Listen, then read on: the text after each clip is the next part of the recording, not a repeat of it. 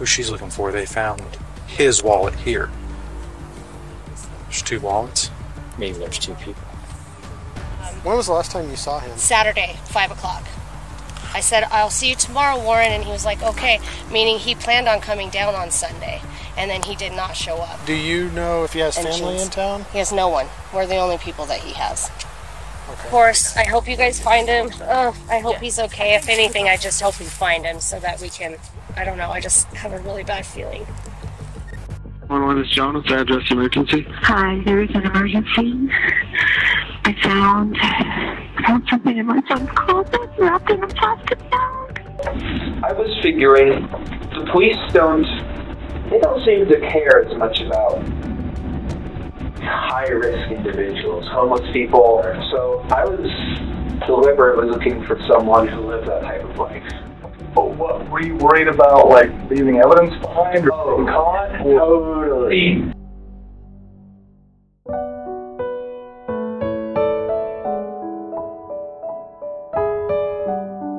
嗨，大家好吗？欢迎收听黑天鹅。手腕会喷丝、会飞檐走壁的叫蜘蛛人，穿着金属铠甲、胸膛镶着核反应炉的叫钢铁人。这些响亮的称号烙印在大众的心中，就算哪天突然叫不出角色或演员的名字，我们也不会忘记那套红色的紧身衣和发光的面具。美国科罗拉多州大张克森就曾有这么一个令人深刻的老先生，他总是穿着同一套衣服，背着同一个背包，偶尔路人会看到他拿面包喂鸟，或是从纸杯喝几口商家送的咖啡，但大部分的时间他都静静地坐在椅子上看书，一本又一本，周一到周日，一年365天。居民因此给了他一个称号 The Reading Man， 爱看书的男人。然而有一天，这位老先生突然消失了，就像是街景缺了一角那样，周遭的人都立刻察觉不对劲。为了找寻老先生的资料，我必须详读大张克森当地的新闻和警方记录，在一个又一个的网页之间切换。此时如果遇到网络很卡，资料载不出来，我的工作进度就会大打折扣。这对于相片速度已经够慢的我来说是最大的恐惧。幸好我有使用 Sally eSIM， 它就像一个住在你手机里的神队友，不吵不闹，默默在线，不会提醒你该运动咯，只会稳稳的让你上网不卡顿。只要下载一次 App， 安装一次 eSIM， 你就能在超过190个国家享受顶级的网络体验。不止上网流畅， Sally 还有虚拟定位、广告拦截等功能，提供使用者满满的安全感。作为一位新加坡、台湾两地跑的国际说案 YouTuber， 我无时无刻都希望网路在我的指尖。过去我老是在飞机上掏包包找针换 SIM 卡，担心弄掉捡不回来。现在我只需要打开 Sally， 直接在手机设定好，不用再换卡，不用再仰赖免费 WiFi， 一键按下去，我就能重新与世界接轨。如果你也常旅行、工作跨国，或者是单纯讨厌慢得像庭审进度的网路，那赶快加入我，一起使用 Sally eSIM。点击连结 sally.com/SWAN 或输入我的专属折扣码 SWAN， 还可享85折优惠哦。折扣码跟连结我都放在资讯栏和留言区了，点下去不用报案就能找到答案。好的，那我们继续把开场开完。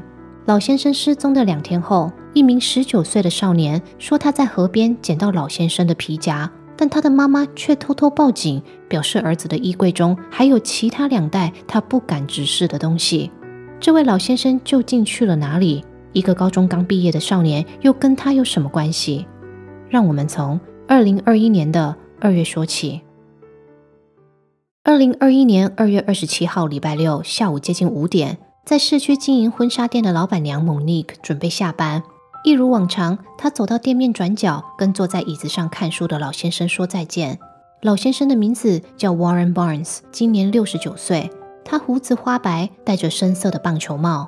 每一天，他都会背着背包，穿着工作靴来婚纱店看书。不是因为他对快结婚的人有什么癖好哦，而是因为这里有一张老板娘专门为他准备的椅子。可是为什么要准备椅子？而且为什么是在婚纱店呢？这里我们快速插播一下大张克森的城市现况。由于大张克森的街友数多年来都高于该州的其他城市，加上新冠疫情开始后，街友的数量更是比前2年多了将近50%。因此，城市管理部门决定将公园和街道原有的长凳移除，避免无家者，也就是街友占地为巢。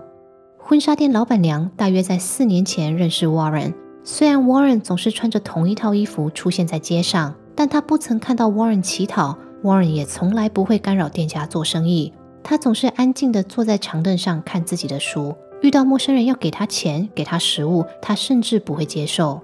Warren 的温和以及礼貌是商家们特别与他友好的原因。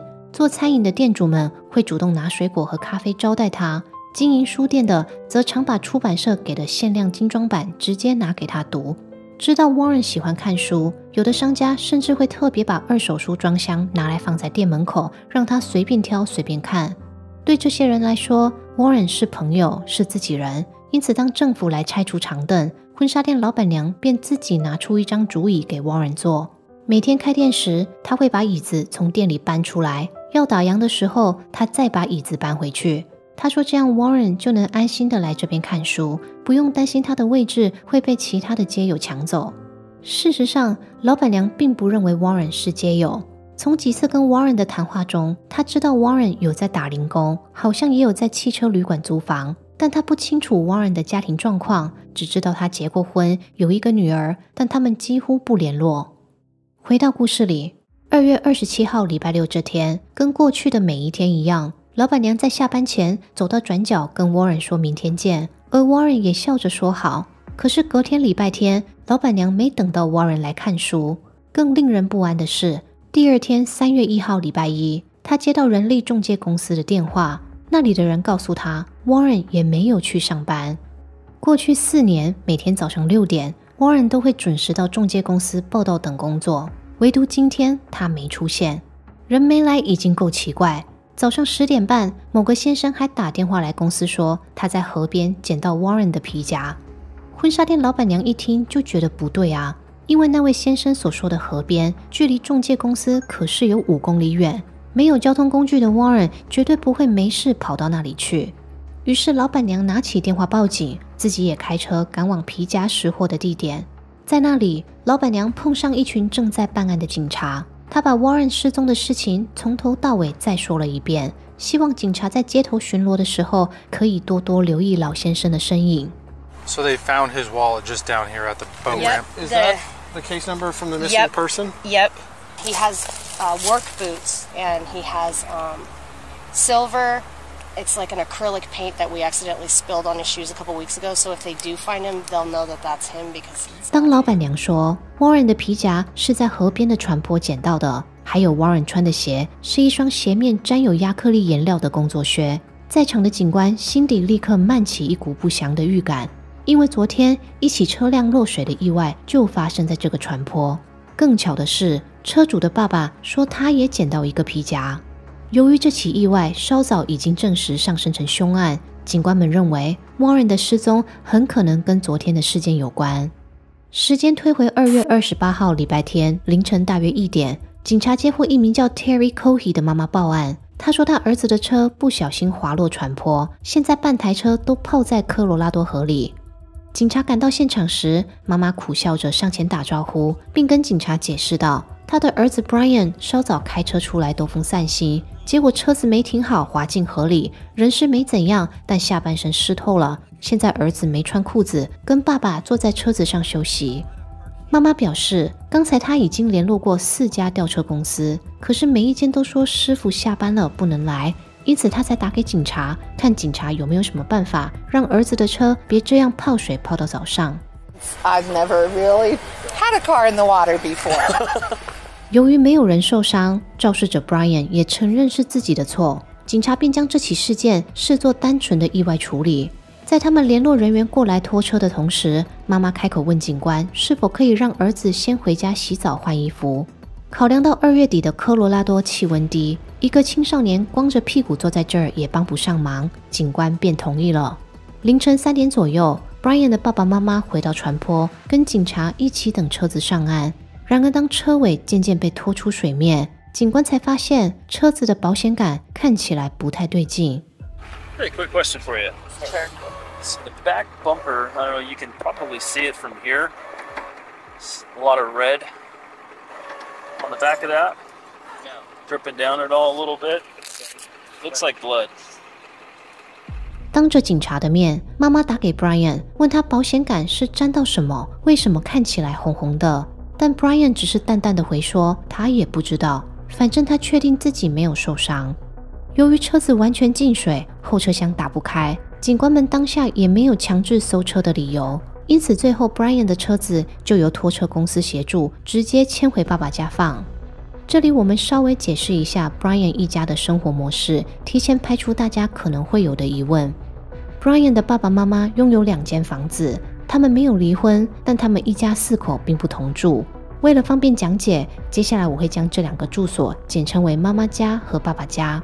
平时 Brian 的起居都在妈妈家，弟弟 Andy 则因为学校离爸爸家比较近，主要由爸爸照顾接送。我们回到故事里，礼拜天整天 Brian 的爸爸都在努力修理儿子的车，但不管他怎么试，车子就是发不动。于是隔天礼拜一上午，爸爸赶紧请拖车公司再把车拖去修车厂修理，生怕引擎完全泡坏了，整台车都得报销。但他万万没有想到，真正的灾难才正要开始。Brian 的妈妈是合法幼教人员，在自家的地下室经营日间托育，因此他每日都在家上班，作息非常规律，也会利用课堂之间的空档做家务。3月1号中午大约1点，Brian 出门去找朋友不在家，妈妈则一如往常利用午休时间上楼帮儿子整理房间。就是在这个时候，他在 Brian 的衣柜里发现2个塑胶袋。出于好奇，他将其中一个袋子打开来看。第一眼，他只看到一片凹凸不平的深红色，但第二眼，他看到了一只耳朵。当下妈妈捧着塑胶袋狂奔到厨房的水槽，她拿起电话打给日托孩子们的家长，请他们立刻来接小朋友回家。接着她通知丈夫，要丈夫过来跟她会合。最后她拨通911向警察报案。111 is John. What's the address emergency? Hi, there is an emergency. I found something in my son's closet wrapped in a plastic bag. Okay, what was it? I think it's some human food. Why do you think it's that? Because it looks like it's on ear. 下午2点10分，警察赶到妈妈家。当时 Brian 刚停好车，一脸困惑的跟爸爸和弟弟站在车道上。他不知道爸爸叫他回来真正的原因，也不知道妈妈已经跟警察通过话。不过当警官走向他，质问他在房间里藏了什么，他完全没有隐瞒。他说他的衣柜里有一颗头跟一双手，也承认他就是行凶的歹徒。接下来的3分钟 ，Brian 跟警官简短地描述了自己的作案过程。他语气平稳，面无表情，但一旁的妈妈早已跪在地上痛哭失声。警官后续进入屋内查看水槽里的塑胶袋，在确认内容物为人体组织后， Brian 正式被逮捕，并被送往警局接受侦讯。由于 Brian 实在太有礼貌、太配合，因此从家里到警局的这段路，警察都没有给他上铐。身高188公分的他手长脚长，当意识到自己走得太快，他还会慢下来跟身后的警官道歉。即使是办案经验丰富的警察，也很难相信眼前这位温和有礼的青少年，即将在短短的几分钟内化身成为一个彻底的恶魔。Before I went home, I tossed the arm bits around. Like I took the right arm bit, threw it out, okay. Took the left arm bit, threw it out. Whip somewhere around that bridge? Yeah. Brian 的审讯全长大约2小时，但其实警探们在谈话的前10分钟就已经得到他们需要的答案，像是行前筹备、作案地点、犯案过程、犯案动机等等。Brian 不只有问必答，还会配合情境附上生动的表演和图解。多亏 Brian 巨细靡遗的描述，负责搜索的警官很快就找到犯案现场。那里是一个公路高架桥的桥墩，路旁有几片空地和遮蔽视线的墙。一开始警官们没看到什么异样，但当他们继续往里面走，眼前的画面就突然成了恐怖电影。There's an arm, there's another arm. 不完整的手臂就这么混着泥沙散落在墙边，周围还有皱成团的睡袋、衣物和垃圾。警官后续在附近找到一件破掉的格子衬衫，还有一只沾有银白色颜料的工作靴。此时他们还不确定受害者的身份，只知道上级要他们等会儿接着前往船坡找寻更多的身体碎片。这部分也就是影片稍早提过的，他们一群人在船坡遇到婚纱店老板娘报案，并开始怀疑失踪的 Warren 就是遗骸的主人。回到 Brian 的审讯，当被问起受害者是谁， Brian 回答好像是一个叫 Warren Brown 的流浪汉。他说他会知道对方的名字，也是因为爸爸在他的车上发现对方的皮夹。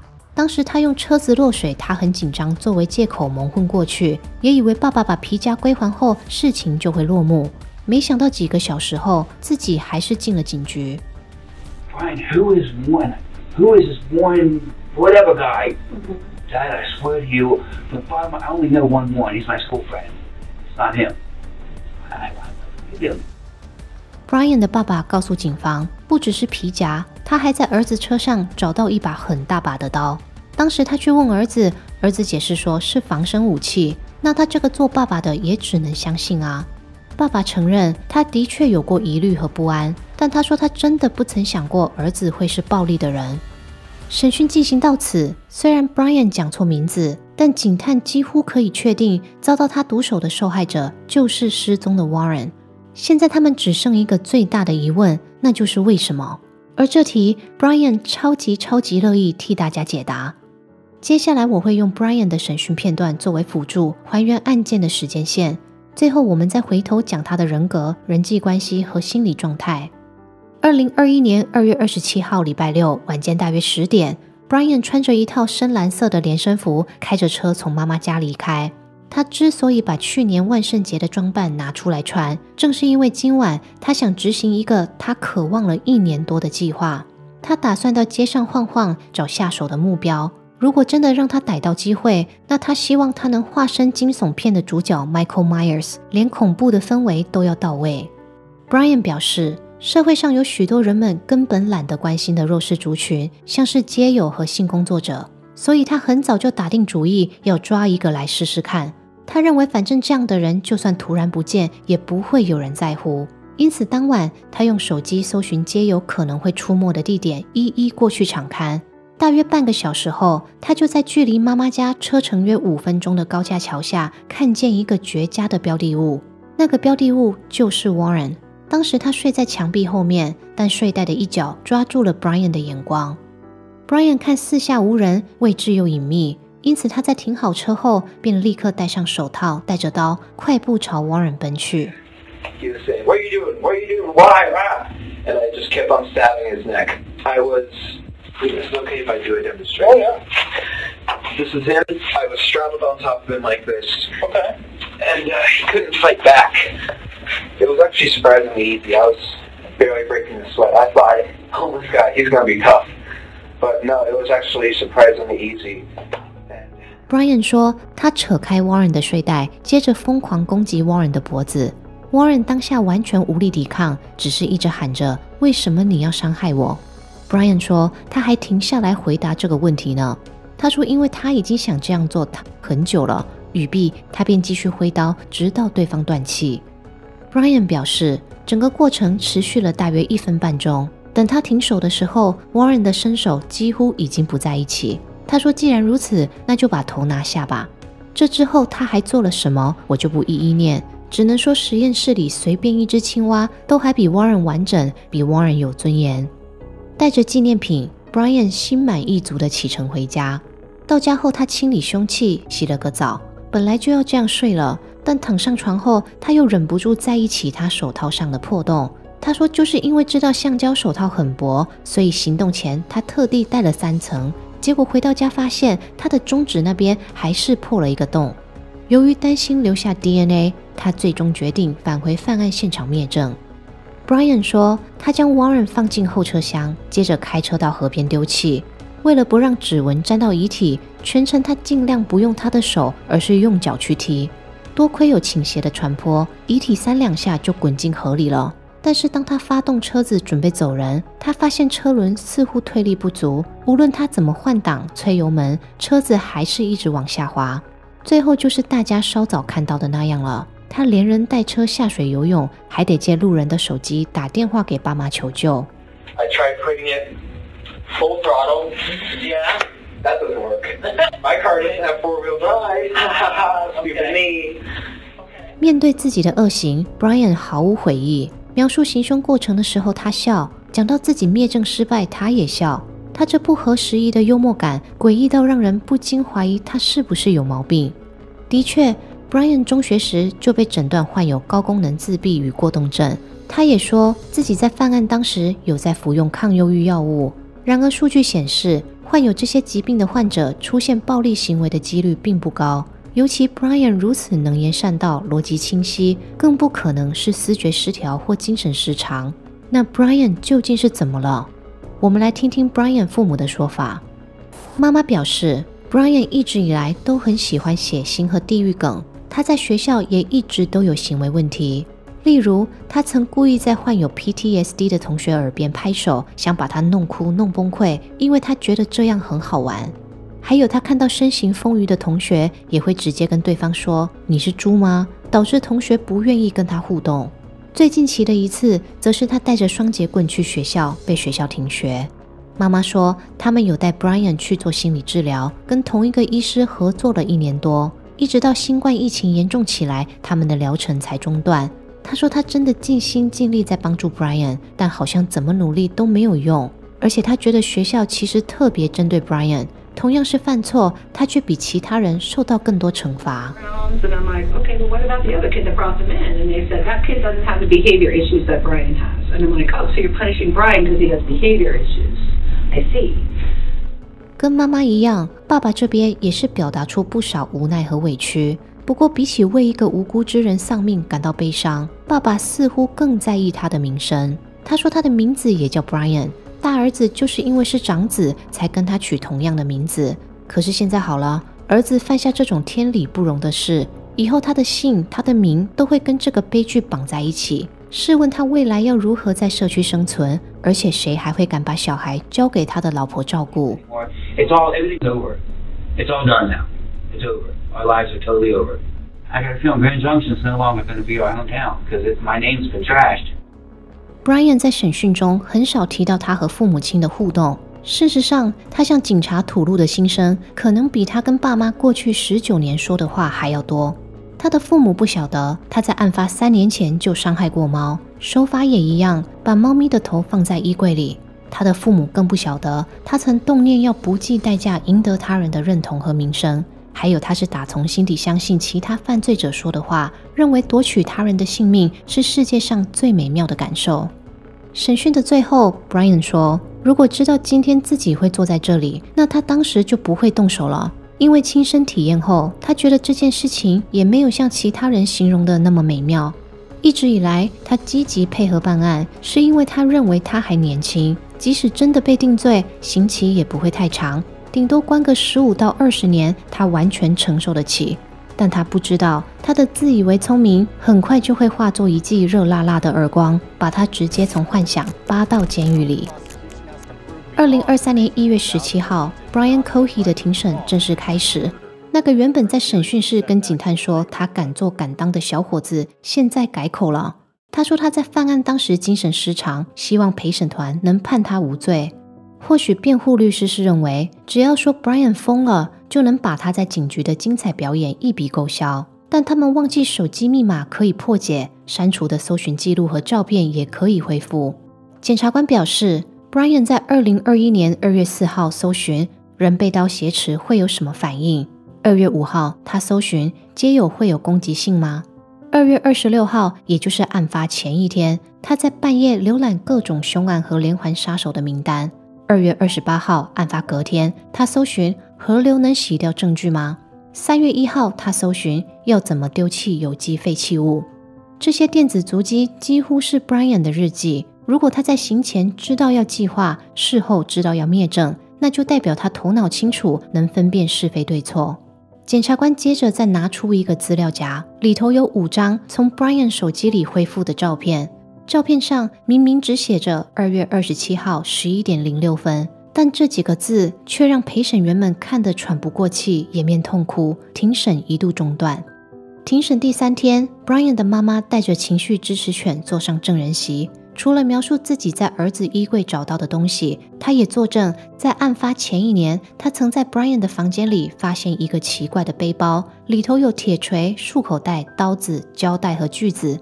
当时她跟丈夫处理的方式是直接对 Brian 下最后通牒，他们要求 Brian 立刻将背包丢掉，否则他们就要去报警。